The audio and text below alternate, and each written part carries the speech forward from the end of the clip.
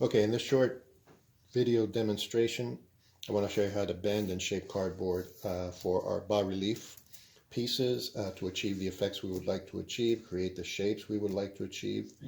The first thing I'm going to show you is how to create a kind of a tabletop. I showed you an example of a piece by a student. It was a flower pot, a vase with flowers by Van Gogh, her bas-relief version of that. And how that was sitting, that vase was sitting on an angled plane, suggesting a tabletop. And the idea is that it's creating that sense of receding space and perspective. I'll show you how to do that. Also, how to bend cardboard to create cube-like forms for anything really, objects, but also to create spacers that you might put underneath a plane or section to really bring it out. How to bend cardboard to create curves and peeling it so you can even use the corrugation for texture and effect. Okay, so the first thing will be to begin our cuts. This piece has already been subdivided. I have the piece on the right here. The larger piece will be the tabletop. This will be the sides, so this has been subdivided diagonally. So these two triangles will be the same. They'll make up the sides and they'll give this tabletop an angle. And then one of these pieces, this one I believe it's a little less than 5 inches, will be a filler at the bottom or the front, let's say, of that tabletop to fill in so that there are no empty spaces and no gaps that are, unless they're part of the aesthetic of the piece. We should try to make this piece look as solid as possible. The idea behind this and the beauty of this is that we can make these look as if they were carved out of plaster or stone. So to begin, we'll cut, and remember, cutting cardboard or foam board or anything is best to have a sharp blade and to still make 2 or 3 passes. So we line up our metal straight edge ruler and cut that piece down. I'm going to go ahead and cut the first triangle out. I'll cut along that diagonal. So that's one, and then the next one.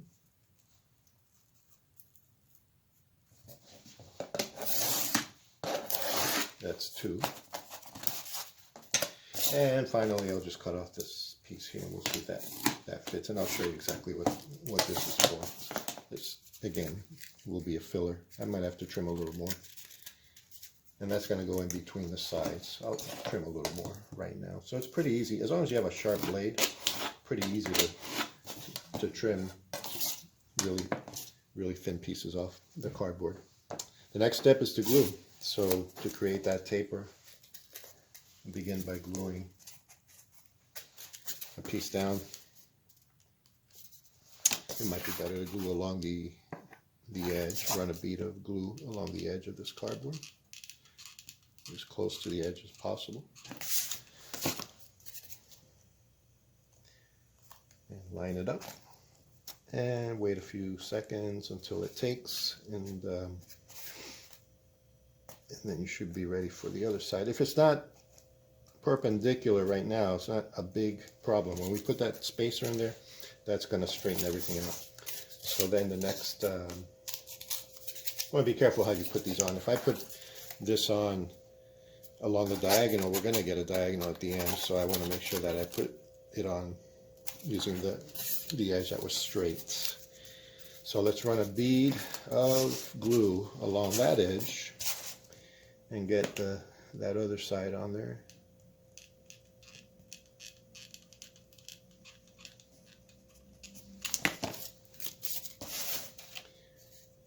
Line it up and wait a few seconds for the glue to take. And just like with the first project, you can always add a little bit of glue to make sure things are a little more stable. All right. So this is the filler piece that will also create the perpendicular sides that we want once we get it in there. It looks pretty good in terms of the spacing, so I'm just going to go ahead and add glue to the 3 sides that I need.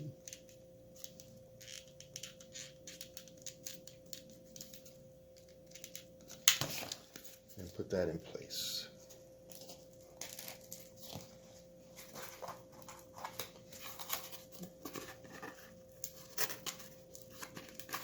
Okay, voila.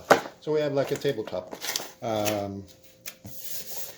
This can be put on the ground. The ground is cardboard, additional cardboard, and that is going to be 12 by 16 or thereabouts, depending on the dimensions or format. And on top of this, well, actually this will be going this way towards the bottom, so it looks like it's receding into space. It's creating the illusion of depth and space, and that's the whole idea. So it's a kind of a tabletop in bas-relief,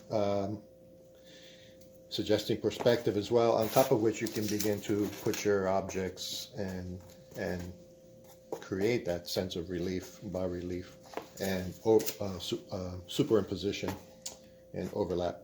Okay, so that's that.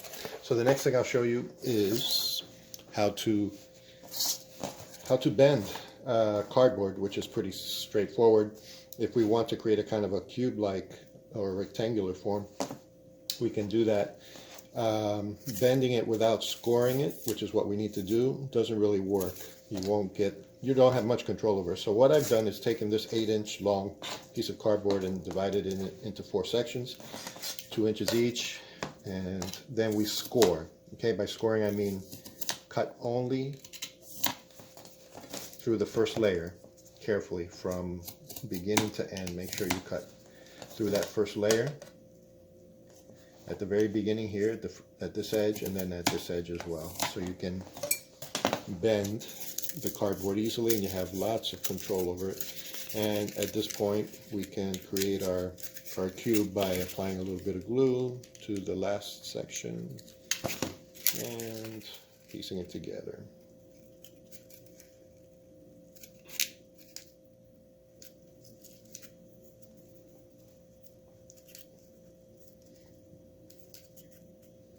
Like so.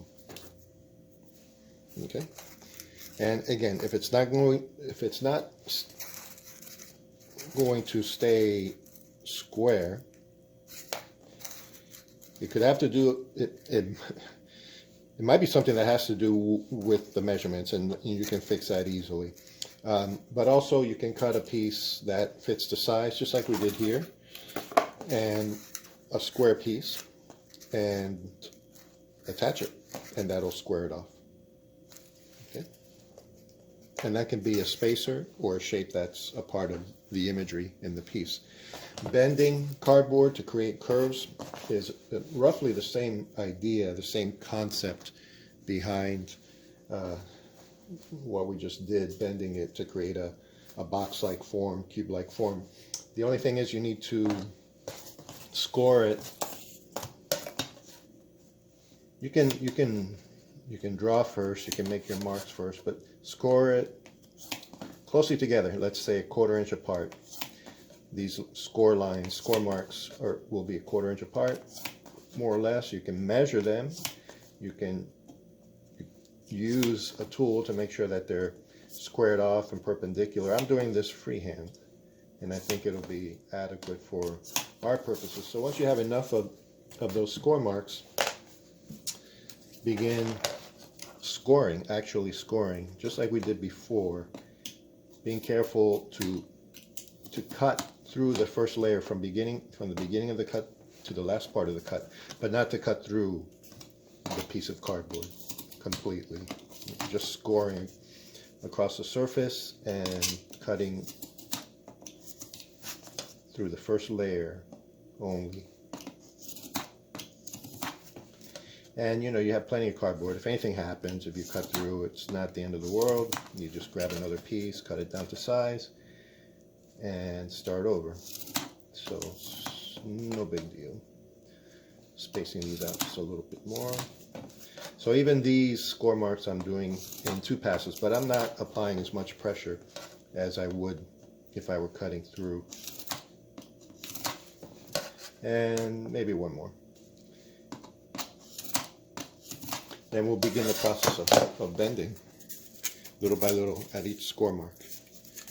In sequence is the best way to go.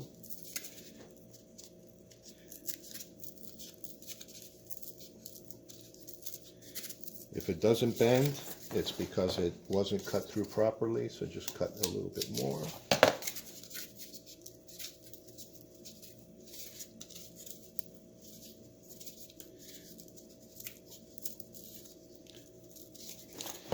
blade might be getting a little bit dull.